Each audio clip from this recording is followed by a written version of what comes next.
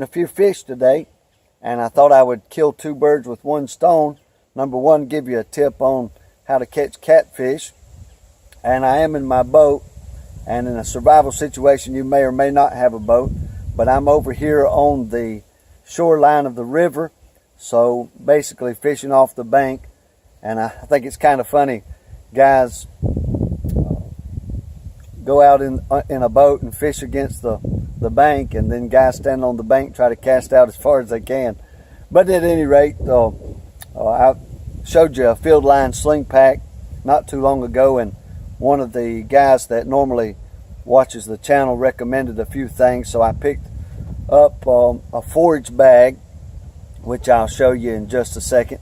But it's just a little military Molly style pack pouch that hooks to the side of the pack. So I'll show you that, and then I'll give you just a quick tip. I'm no super fisherman, but I do know how to catch catfish, and so that's what we're going to do today. Take a look at those few little things.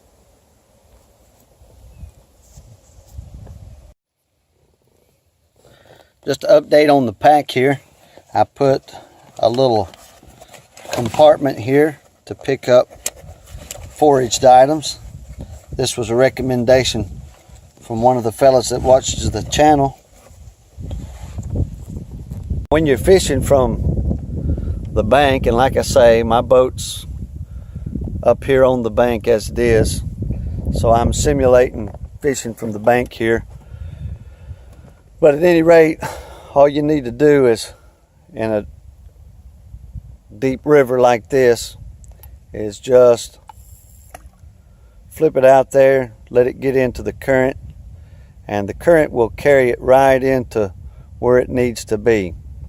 These catfish swim right up and down the edges of these rivers like they're on patrol, like they're good little Marines or Army Rangers, and they're just going to be going back up and down these little channels looking for food. And like I say, you throw your line out there into the current and let the current take it where it will, and pretty soon you'll have something. Guaranteed. You may have to wait a few minutes, but just have a little patience. They'll come along and take your bait. I'm fishing with worms, pinks. Nice and juicy worm. Getting a bite right now. Catching these catfish, you want to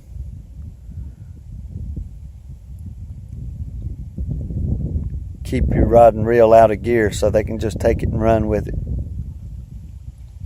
And there he goes. He got off.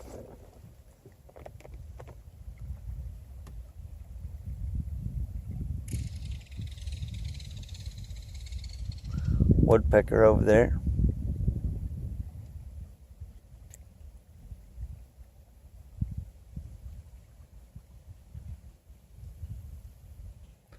Don't know if you'll be able to see him, but he's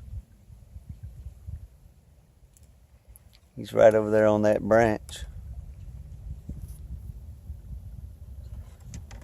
Right there. Something pulling on my line.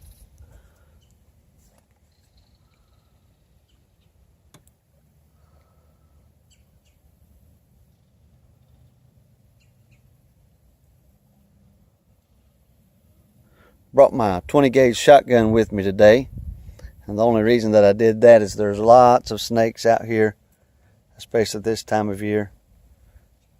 Got a fish on here. I need Bill Dance's cameraman out here with me.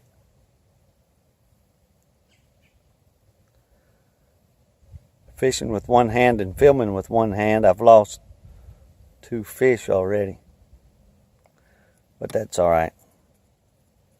There he goes. I don't know if you can tell it's running or not, but and there's a little catfish.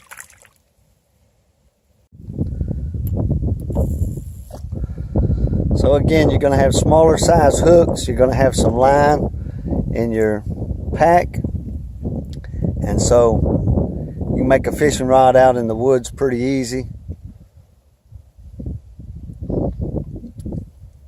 want to have a couple of weights on your line, because if it's water like this, deep and fast, you'll need some weight to make the line sink to the bottom. Catfish are feeding on the bottom. And I've missed quite a few sitting here trying to film and fish at the same time. So getting a bite right now, when he takes off, I'm going to put you down real fast.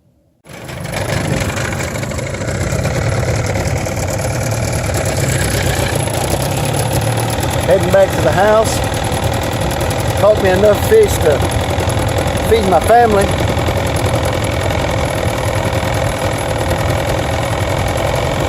It's a good day. There's a Loch Ness monster. The river's still up, flooded from Hurricane Irma, and it's now the middle of October.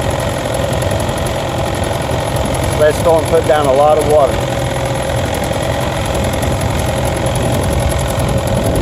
Pretty out on the river.